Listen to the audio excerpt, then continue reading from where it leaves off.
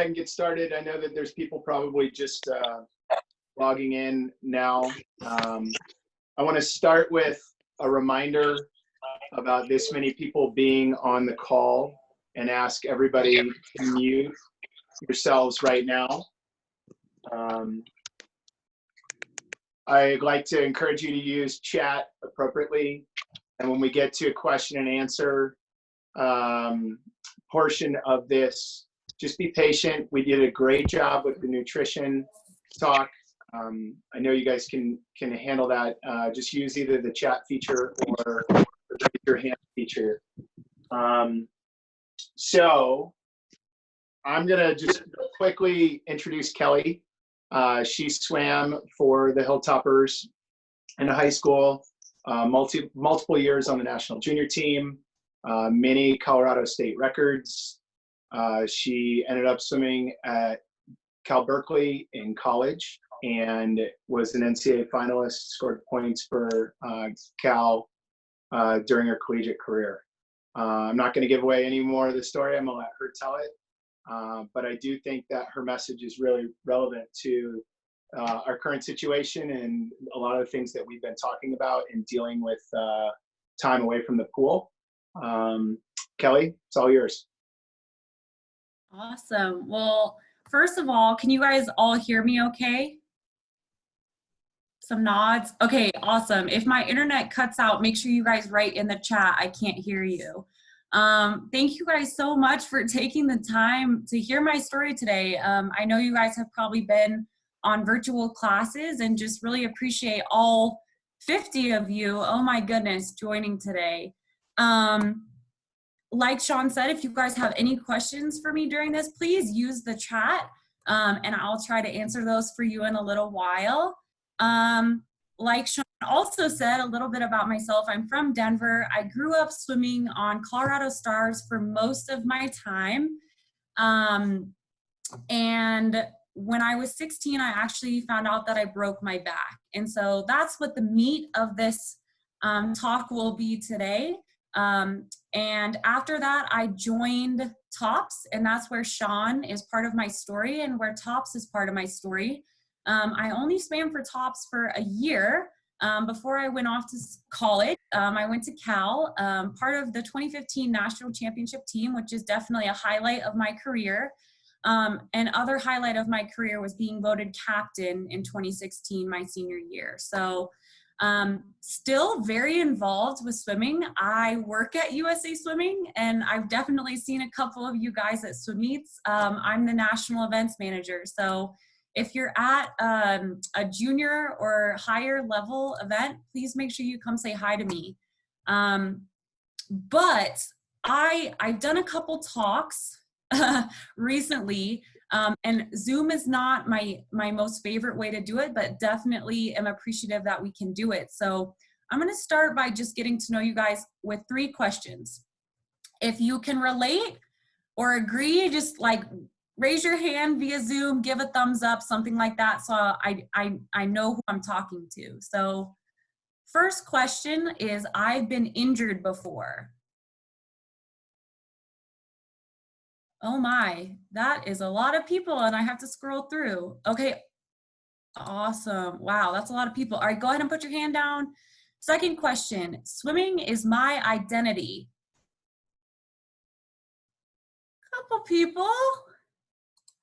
Iffy. Okay, we're iffy on that one. Okay, and then my little sister told me, and you guys probably, some of you know Robin, she said it's always good to do something funny. So how many of you have watched the Tiger King documentary? Oh, not as many as I was expecting. Okay, well, awesome. Well, now that I have your attention, I will give a small disclaimer about my story, and that is sometimes it's a little bit choppy. And it's not because I'm a terrible storyteller, or maybe it is, but I try not to remember these things about my life every day. These are just not my favorite memories. So if it feels a little bit choppy, that is why. So if you guys can rewind 10 years ago with me, picture where you guys were at 10 years ago. I don't know how old everyone is, but some of you may have been 3 or 4 years old, but I was 16 years old. and I was swimming at nationals in Irvine, California. And I was having the swim meet of my life. I hope all of you guys have experienced that before, where you're getting best times in everything. Everything is going well. You're on that awesome upward slope. At 16 years old, after that meet, I was actually ranked 27th in the world in the 100 butterfly. So I was feeling pretty good about myself and my swimming career. Just like most of you, I took a little break after the summer season. And then when I started getting back into swimming, that's when things started to change for me. I remember going back and telling my coach when we were kicking on the wall that I just did not feel right. My back hurt. Something was sticky down there. It just didn't feel right in my lower back. And it went from not being able to kick one day to then being at a point where I wasn't able to swim butterfly, and then I wasn't able to swim breaststroke, and then it hurt to walk up and down stairs, and then it hurt to sit at school. And it took a pretty drastic decline, unfortunately, but the good news was my mom had took me to a doctor during that time, and on October 13th, sorry, I see someone has a California football shirt, Anna, and I love it. Awesome. I'm distracted. Sorry, go Bears. Friday the 13th. That's awesome. Go Bears. Friday the 13th of October, I found out I broke my back. So I can make light of this by saying to this day, I still have a fear of Friday the 13th.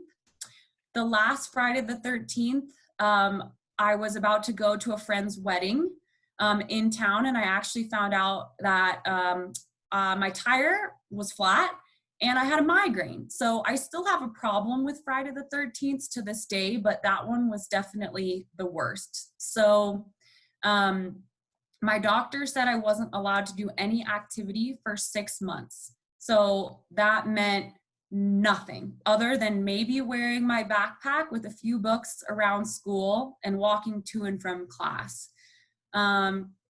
I remember crying a lot that day, and I remember asking my mom, why me? Why me? And maybe that was my 16-year-old self. But it was really hard. And I'm sure with how many people raise their hands with injuries, you guys have felt very similar to that. So later that day, I remember I went in my room and I was really upset, and I couldn't believe that this was happening to me. 6 months off of no swimming. And then I don't know why, but I told my mom I needed her to drive me to the bookstore. Again, this is where my story gets a little choppy, but for some reason, I really wanted the book, The Last Lecture. So my amazing supportive family took me to the bookstore, and I got this book called The Last Lecture, and I started to read it. And it's about a man named Randy, and he's giving his last lecture before he loses his battle to pancreatic cancer. Now, why at 16 I thought that my broken back had anything near the sadness and emotional aspect of that, I don't know. But I do remember from that book, the main takeaways I took were the importance of dreams. I know Randy in that book talks a lot about how dreams help you make goals. Dreams help you keep a positive attitude. And I know in the book that I was reading a lot about the obstacles we face when we're trying to reach our dreams. If you asked me when I was 16 years old, did I think this was just a bump in my journey? It was definitely more emotional during that time. So I don't know if I really looked at it as a bump in my journey. But it was just a small obstacle to get me to my dreams. Now, my dreams were to be an Olympian, like I'm sure many of you want to be. And I maybe didn't get there, but I definitely feel I got the most out of my swimming career. And I remember, so that was Friday the 13th. I remember going to school on Monday.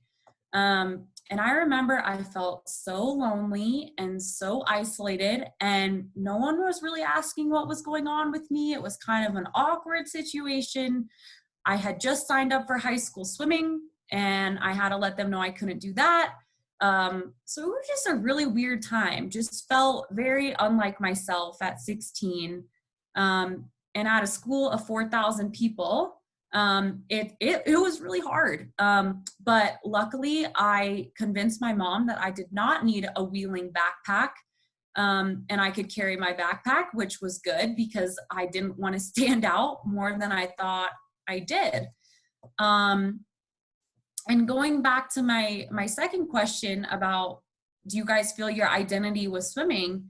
I've always felt that was the case. And so when I was 16 and swimming was taken right out from underneath me, when people would ask me at school, oh, how was swim practice? And I had to tell them, I can't swim right now because I broke my back.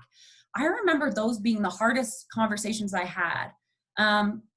And I think that's when I started to realize I just needed to put myself first. I'm always trying to take care of other people, and it was a time to be selfish, and just necessary to have support from my family, to heal and get through it. And one thing I did was, I don't know how many of you guys are competitive, but I've learned I'm still competitive playing board games with my family and getting a little bit riled up. And so that competitiveness didn't just go away when I hurt my back. So my goal was to put all that competitive energy into my schoolwork. And I was on a call last week with a little bit younger group, and one of the kids wrote in the chat on Zoom, "Did my mom pay you to say that?" And I kind of laughed. No, I promise I did not get paid to say that, but I focused all my energy on my schoolwork when I wasn't able to swim, and ended up with a 4.0, was really proud of myself. And the other thing I started doing during that time was trying to find the good in every day. Every day was not good. When I was in a lot of pain, I felt like my friends were being weird. I felt like I was an outsider. My identity was gone. My goal was to find good in every day. And many times it would be looking forward to watching the Ellen DeGeneres show at 3:00 when I got home from school. Having my favorite dinner waiting for me on the table, just really little things. And I encourage you guys during this really hard time in the world, with the pandemic, to make sure you guys are finding a way to put that competitive energy somewhere, and also finding the good in every day. There's got to be something good in every day. Oh gosh, so my favorite story when I look back on my back injury is actually a story about a 24-hour fitness. Now, I remember telling Shawn this story when I first met him, or when I first was asking to be on Tops.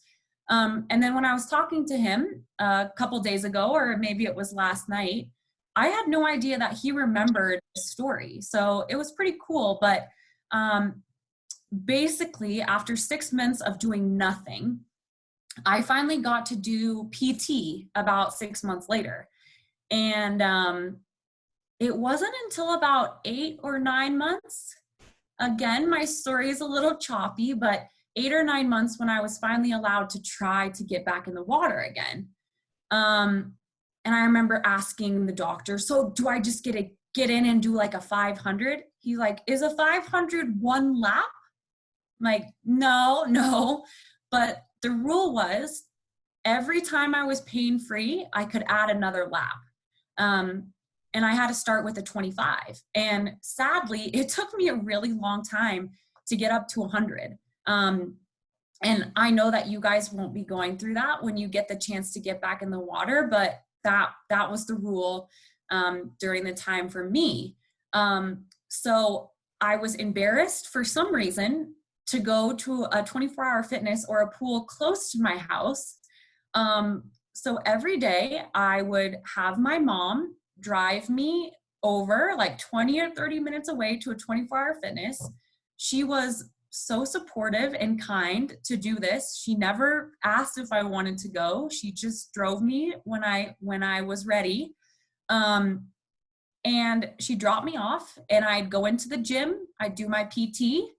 And then I would go into the dungeon of a pool to do my couple laps. And if you guys can picture, no windows, 2-lane, 25-yard pool, no backstroke flags, no clocks, I don't even think there was a tee on the bottom of the pool, just nothing. It was a very basic pool. That's where my swimming started again. And so, I think my favorite stories that I still remember from this are I was getting back into it, and I think I was up to about a 500. And one day, backstroke flags appeared in the pool. And I remember going, were they here yesterday? I must be crazy. So keep swimming. And my dad had made me a wall clock attached to a piece of wood that I would sit by my lane so that I could keep track of intervals. I obviously was not going on very fast intervals, but just get back into the motion of swimming. And about a week later, a giant clock showed up in the 24-hour fitness. And I remember thinking to myself, is someone watching me? Is someone saying something? What the heck is going on? But it was really cool because I was getting support from this tiny gym to keep swimming. It still makes me laugh to this day. And I haven't been back since 10 years later, but people would ask me in the water. I wore an unbranded cap, unbranded suit. They'd ask me questions like, have you ever thought of joining a swim team? You're pretty good. And I'd be like, just love the water. Because I wasn't really sure what I wanted to do at that time. And so when I look back on that story, it's a little humorous, but that's also the grit to who I am today. I look back on that, and that's where I gained my resilience. That's where I noticed I had a desire more than anything when I was swimming alone in a dungeon, and putting in the work by myself. I had no coach at the time telling me what to do. I was doing it all for myself and for the people who cared about me, my family supporting me, the random 24-hour fitness people putting up a clock for me, doing it for me. And that's when I look back and know that I really wanted it. I really wanted to be the best swimmer I could be. And when I was swimming at Cal, my coach Terry would always, she's amazing and one of my biggest mentors, she would always say, when you're behind the blocks and you close your eyes when you're really nervous, what is one thing you're thinking about that is like a tool in your tool chest or something that is, ingrained in you that makes you more confident?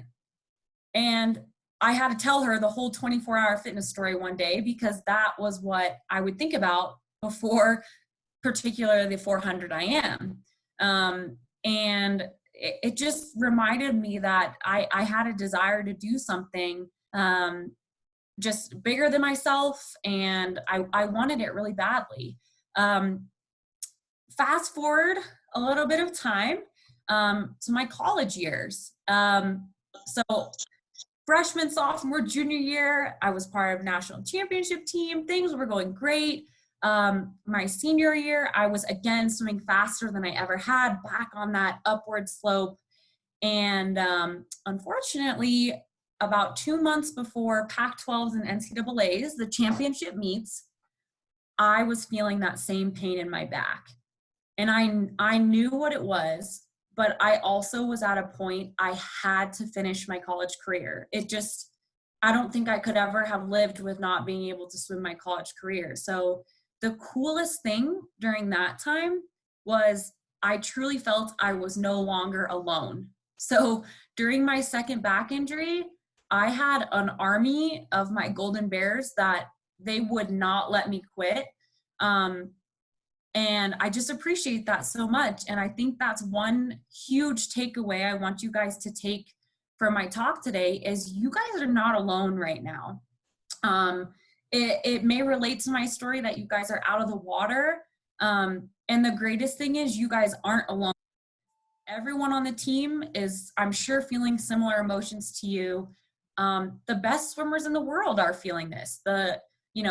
The average age group swimmer in Idaho is feeling this. So just know you're not alone. And I really encourage you guys to use Zoom and the Instagram thing and FaceTime, all the hip things that you guys can use now to stay in touch with each other. The one thing during my back injury that I did not know as a 16-year-old was it is okay to reach out and ask for help. It's okay to reach out and see if people are doing okay. I didn't ever really feel like a lot of people were reaching out to me, but it also was on me that I wasn't reaching out and getting that help. So I encourage you guys to reach out to teammates, maybe not even your closest friends, but people you swim with in your lane, and just check in on them during this time. Fast forward just a little bit longer. I promise my story is almost over. Last year, February, 25 years old, working, swimming masters, just enjoying life. I felt the same pain again in my back come up. And I think at that point in my life, I mean, it was last year, I really questioned why me. And it reminded me of all those times going back to October 13th, 2010. Why me? Why me? Why is this happening to me? And, it wasn't easy. And luckily it wasn't as bad as the first couple. But at that point, that one really just sunk in with me that if this thing has happened to me 3 times, hopefully things come in threes and I'm done. And secondly, this is an opportunity for me to start sharing my story with people to show that resilience can be seen in many, many different ways. And maybe this is just the way that I dealt with resilience and getting through. So I have 5 lessons for you guys during the pandemic that I hope you can relate to. I think I already explained one, but number 1, you are not alone. I don't know how many of you guys feel like you're trapped inside your house right now, but I sometimes very much feel that. I encourage you guys to reach out to your teammates.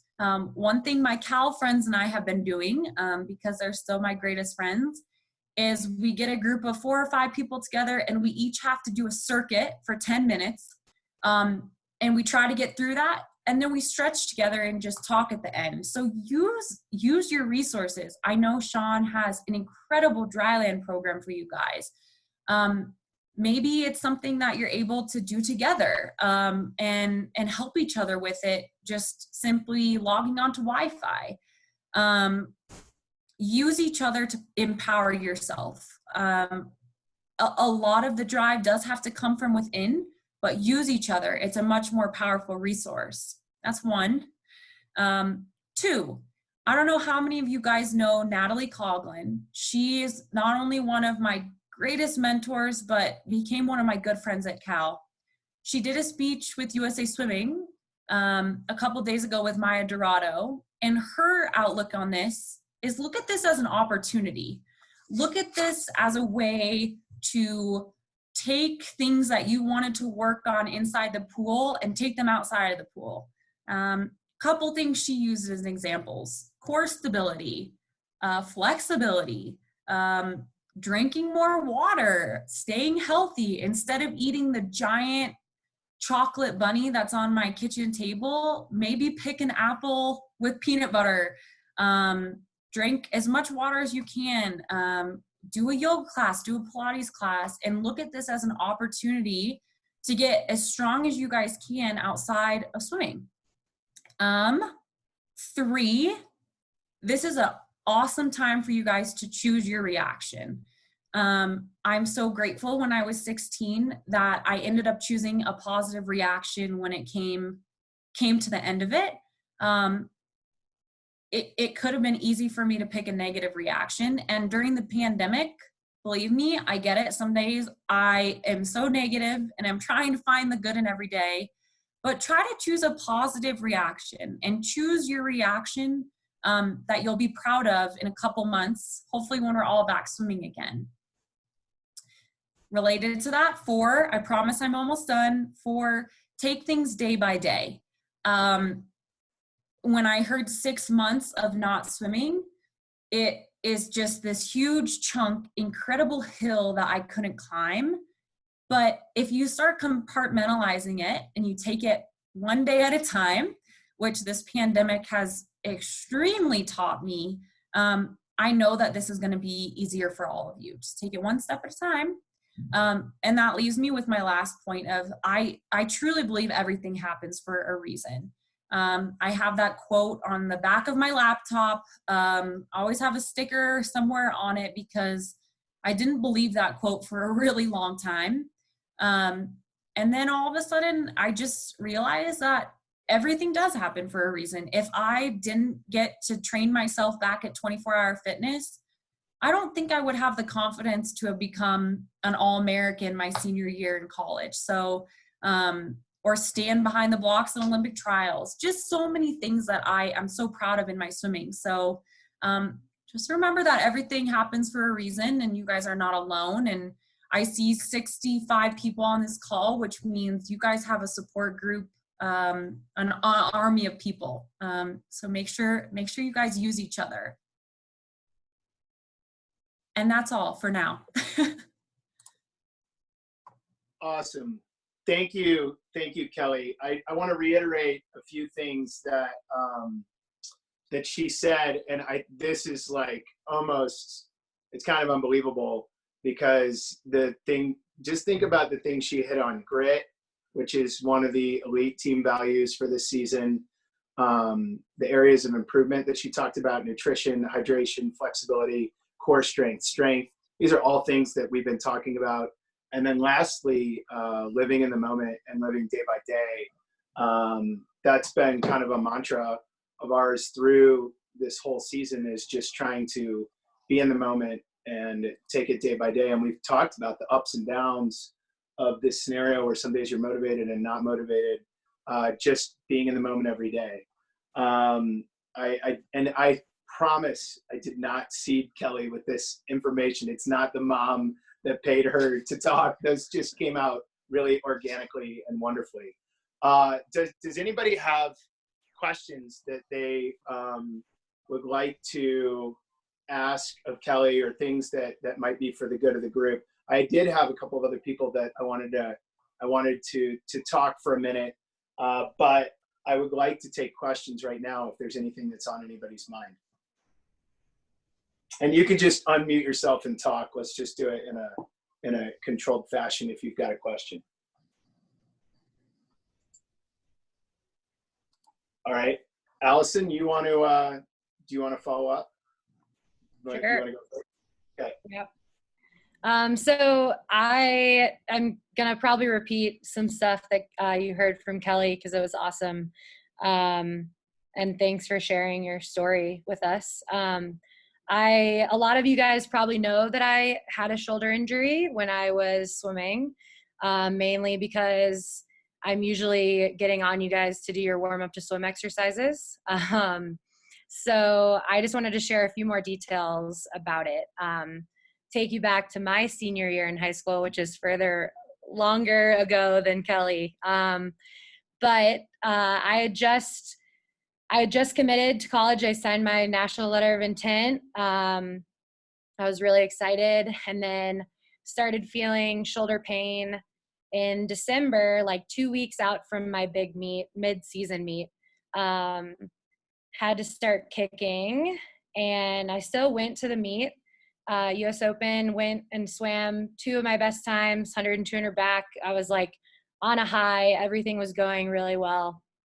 Got back home, and at my doctor's appointment found out that I had a torn labrum in my shoulder and that I wasn't going to be able to swim for a while. Didn't really know how long it would be.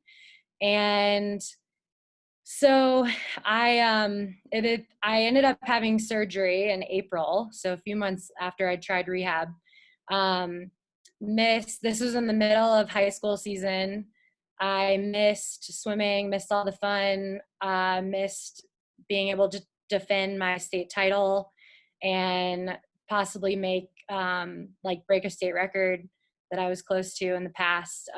It was definitely a challenging time in high school. And then I missed all of that summer, couldn't swim. Even when I got to college, my like fall of that year, I wasn't even swimming right away. And I was in the water, but I mainly could just kick. And I didn't end up competing until January of my freshman year. So it had been a year and a month until before I could actually swim. So it was really hard, definitely life-changing experience, similar to what you guys are going through. And I did learn a new appreciation for the sport. So I think you guys probably feel a similar way. I was sitting there seeing everyone else do something that I couldn't. And it really made me miss the sport. So I realized how important it was to me when I couldn't do it. And because I still wanted to, like, I couldn't practice, I wasn't able to swim, but I wanted to still be involved. So my club coach allowed me to start coaching the little kids on my team. And I ended up learning some things that I had never realized before. And so it was just a new perspective that really helped me gain a new appreciation for swimming. And that was kind of what started my whole coaching career back in high school. So overall, a really negative situation. It just made me hungrier, and it made me want to work harder than ever and not waste any time. You don't really know how much something means to you until it's taken away. And that's exactly what I was experiencing. And I just couldn't wait to get better and healthier. I found a lot of motivation in that like I wanted to do as much as I could and be in control of other things, even though I couldn't be in control of what had happened. So then another like huge part of my experience is that I know I couldn't have gotten through any of it without my teammates. So I remember how much support I got. I traveled with the team to sectionals. My coach let me be there even though I couldn't compete. My high school still like provided me some like senior moments, and like I just remember so much support from family and my team, and they just kept me so positive, and I still felt like I was part of something special even though I wasn't swimming myself. So I think that's like my biggest takeaway for you guys is that our amazing community that we're part of, it really makes a difference in going through something like this. So definitely take advantage of your teammates and support one another, and just do stuff that is going to make you better when we get back to the pool. Try to learn some things, and yeah, just support one another. Awesome. Thank you, Allison. Liliana? Yeah. You want to share a little bit? Okay, so my story starts the summer after my freshman year of high school. I was 2 100ths away from my junior's cut, and I was really, I don't know, I was so frustrated that I was so close. Like, it was just a fingernail away. And I remember that summer I was like, I have to get it. And I just kind of psyched myself out for the rest of the summer. And this led into the fall of my sophomore year. And I, too, started to feel pain in my shoulder in September. And I was kind of determined to just ignore it and keep moving on because I wanted my junior's cut so badly. So I didn't tell Shawn, I didn't tell my parents, I didn't tell anybody. I just like kept swimming, and things got a lot worse for me. But I remember I was at the Max Fall Invite. It was in October now, and I was signed up to swim the 2 fly and 4 IM. And I'd kind of told Shawn like there was something wrong with my shoulder, and he was like, okay, but he just thought it was like a little something. So I swam both the 2 fly and the 4 IM, and that just absolutely wrecked it. It pushed me over the edge. So I remember getting out of that race. My mom could just tell it was all over my face, and she was like, we're going to go to the doctor. Like, something's really wrong. And I hadn't been honest with myself about the pain I was in or really anybody, because I was lying to myself because I was so like frustrated. And we went to the doctor, and I'd strained a tendon, I'd pulled a bunch of muscles in my back, and I'd popped my first rib out of place into my collarbone. So it made like my whole arm go numb. And they were like, you can't swim for a month. And I was just kind of like, no, like my junior's cut. Like I was so fixated on it. And I went back and I talked to Shawn, and I was like, I don't know, I was just really taken aback. And he was like, you know what? No, we're going to do this time to work on what you can do. So I kicked for weeks, like weeks and weeks and weeks, because I couldn't move my arms. And Shawn always said I was a bad kicker before this. And after this, I came out like a lot better. Like it was all I had. And I don't know, just going through that where I just lost the thing I did every day, like during school and that like fall, winter, my grades started to drop. I didn't really care. I was just mad. And my mom came up to me and she was like, what's wrong with you? Like swimming can't be everything about you. And she was like, you just have to find why to be happy again. And I was just so thankful that I got to swim every day still, and I got to be with my friends. And it's something I don't like to take for granted anymore. Like every day I swim, I'm like, yes, I get to be here, and I'm very thankful and grateful for that. And also, I mean, talking about supportive teammates. So Sid and I went to high school together at this point. And so we carpooled, and I saw her all day, every day. And so just seeing her there, I knew she was with me throughout the school day, after there, going to practice where I couldn't practice fully. And she would look at me during practice and just make sure I was okay. And she was just always there. And she really brought me like back up to my positive spirits. And then just a bunch of hard work with the support of my teammates brought me back to eventually getting my juniors cut. But yeah. I was there to take embarrassing photos as well. Yeah, I did have a rolly backpack because I was not supposed to carry Can I whip up textbooks. the photo? No, I don't think so. I'm whipping out the photo. But yeah, Sid would make fun of me in the hallway and stuff. Okay. Yep. Yeah. All right. So really, my thanks, teammates. Phil. Yeah. I mean, if you have more, go ahead. Oh no, Go I'm ahead. good. That's it. Yes. Yeah. Jesse, you wanna hop in? You have to unmute. Hang on. Yeah, I know, sorry. I just got like a call. But so I think some of you know my experience with swimming has been, if anything, traditional.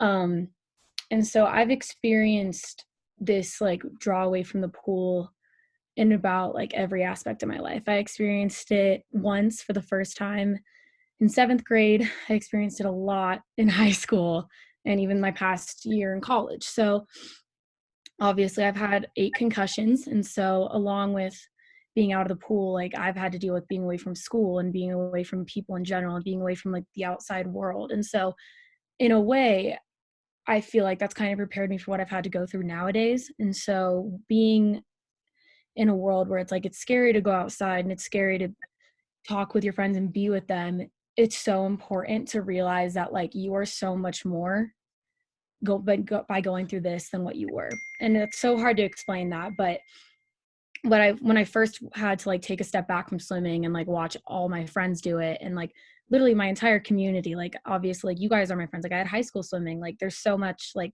that revolved around my life that was swimming, that it was like, this is all I am, this is just my identity, this is everything for me. And going through it, I realized that swimming is part of my life, and just as much as this is part of your life, it's equally as important. This time away, this time thinking, who am I, who do I want to be, what kind of teammate do I want to be coming back into the water, that was like the biggest thing for me dealing with it. So obviously I think for me, my story probably is most relevant from last year. So obviously like I came to Tops over the summer. I was super excited to meet you all and like become your friend. And like, it was everything to me. And like, I'll always be so thankful for it. And then obviously after I signed my letter of intent, I got a concussion. And so that was really tough, that I also really didn't listen to my body. I was really powering through it every day. I was like, you know what? I want to go to high school state. I want to go to leagues. Like I want to go to sectionals. I want to like experience this last year that I have. And I really didn't listen to myself up until the point of where I was really endangering myself. And for me, like it took up until like having a seizure to like actually say, okay, maybe I should take a step back. And so after going through that and after going through therapy and like relearning a lot of things that like you don't think you'd have to relearn because I was so bad because of how far I'd pushed myself, I really started to feel like I don't know who I am anymore. And people were telling me, you're acting different. And in the same way that maybe we're all acting different right now, it's like you're so used to having this routine, this schedule, this exertion of energy. And like when you don't have that, you act so different. And so I remember people like even at school being like, you're so different. Like, what's wrong with you? Like all these things. And it was like going through this time of like being apart from this is where you can really find yourself. And so obviously all I wanted to do was get back to the pool. So I tried my best, even at my own fault, not listening to the doctors, but getting back into the water and then immediately being hit with sickness and like not being able to really train much over Christmas. And then more and more things happening that were just, I got more sick and like more things happening where I couldn't even go to sectionals. And like, that was the hardest thing for me to swallow as like a senior in high school, wanting to like, not only like give as much back to you guys as like you had given to me, but also like to my high school team. And also like, oh, I'm going into college. Like, how's this going to look if I don't swim my senior year? Like, how's this going to look for like, how's that going to look if like I can't go best times this year? Like all those scary things that a lot of you are going through right now. But something I did learn during that time was like how unbelievably important it is to understand who you are and be proud of it. That is the most important thing, like going through it, is like this confidence of like, yeah, I went through this horrible situation where I was out of the water. I was away from my teammates. I was away from my friends. But what does that mean? How can I be a teammate in a way opposite of that? And so for me, that was like reaching out to you guys and like going to like some meets and being able to cheer you on. And so right now, like my biggest challenge for all of you guys is like, how can you be a teammate now?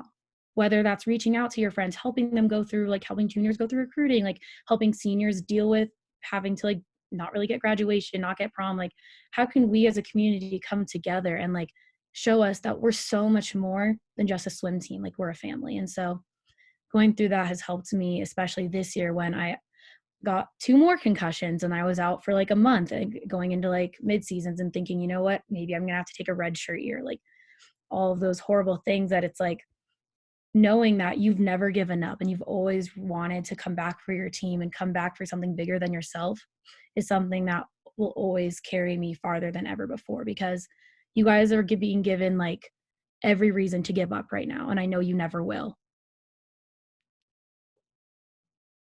It's mine. Awesome. Thank you. Yep. Sydney? Okay. Had to unmute. So I hurt my shoulder in October of my junior year. So, and like I had just gone on like my first recruiting visit to Tennessee, and I was so excited for everything that was to come. But, you know, then I hurt myself and I kind of stopped everything. But the biggest thing was that I didn't even know how I hurt myself for the majority of it. And it took like one practice where everyone was doing towers and I was kind of just sitting in lane 0. And it suddenly hit me. And so I run up to Liliana and I'm like, Lil, the day that I started complaining about my shoulder, also jumping back, I definitely should have said this. My shoulder started bothering me before a 8-150s back set, and I didn't bother telling Shawn. So by the end of it, I was doing so bad and I was going really slow, and Shawn was like, what is wrong? Like, what'd you do? It's like, my shoulder really hurts. And from then I just kicked an entire week, went to the doctor's office. And then on Halloween, I went to go get an MRI, and I had strained a tendon in my rotator cuff and I had bursitis. So I had to get a cortisone shot in my shoulder, take a week out of the pool, and then just come back and swim, kick. But I still didn't know what I did. And it turns out that it wasn't an overuse injury. It was me setting up Halloween decorations and throwing a spirit over a tree and over rotating that caused it. So since then, I've been banned from setting up Halloween decorations above my head by Shawn and my father. But I just remember the fact that I finally figured it out, and I had to tell college coaches how I did it, and that I wasn't going to juniors, and that I wasn't training. It was really scary. And like, I remember my dad went to go officiate juniors, and he left this note on my bed. And when I came home from school, I saw it, and it was just, I still have it. And it was just like, as much as I know you're missing this, know how much I'm missing having you there. And like Liliana would FaceTime me every day.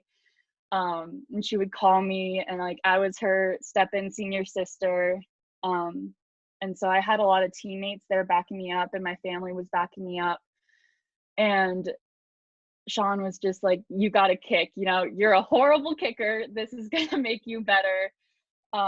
So I worked a lot on my underwaters and kicking. And the first meet that I went back to was the Austin Invite in January. And I swam the 2 back, and it was real rough.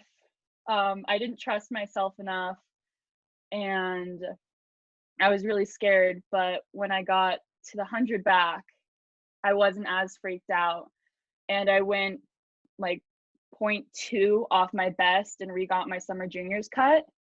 And just me believing in myself and having that support. And I remember Liliana was like behind the blocks, and she was like hyping me up before the race, and just talking to me. And like everyone at the meet was just like, hey, you got this.